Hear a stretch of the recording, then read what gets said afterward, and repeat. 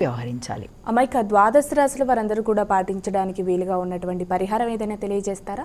ద్వాదశ రాశుల వాళ్ళకి మనం గనక ఈరోజు పరిహారాన్ని తీసుకున్నట్లయితే, ద్వాదశ రాశుల వాళ్ళు తమ వ్యక్తిగతంగా ఇష్టదైవాన్ని ప్రార్థించుకోవడంతో రోజును ప్రారంభిస్తారు. దానితో పాటుగా అవకాశం ఉన్నట్లయితే తప్పనిసరిగా వాళ్ళందరూ కూడా సూర్యనారాయణ స్వామికి సంబంధించిన శ్లోకాలు, అలాగే అష్టోత్తరాలు, వీటన్నిటితో పాటుగా ఆదిత్య హృదయం వినడం, చేసుకోగలిగితే చేయడం, ఇవన్నీ చాలా మంచిది.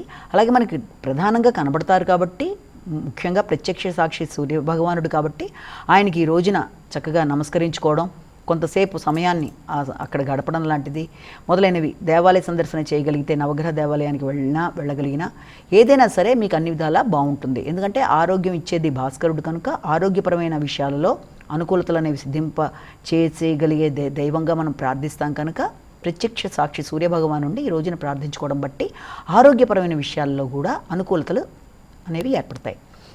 కాబట్టి దాంతోపాటు ఇప్పటిదాకా మనం చెప్పుకున్న రాశిఫలాలు కేవలం వ్యక్తిని ఉద్దేశించి చెప్పినవి కావు కనుక అన్నీ తమకే వర్తిస్తాయని భావించకుండా తమ వ్యక్తిగత జాతకంతో కలిపి రాశి ఫలితాలని చూసుకుంటూ ముందుకు వెళ్ళినట్లయితే ఈ గోచారరీత్యా ఎదురవుతున్న సమస్యలు ఏదైనా ఉంటే 1-2 వాటిని ఈ యొక్క చిన్నపాటి పరిహారాల ద్వారా ఇష్టదైవ ప్రార్థన లేకపోతే శ్లోకాలు వినడం మొదలైనవి చేయడం బట్టి అన్ని విధాల అనుకూలతలు అనేవి ఏర్పడే అవకాశాలు లాంటివి ఉంటాయి. నేటి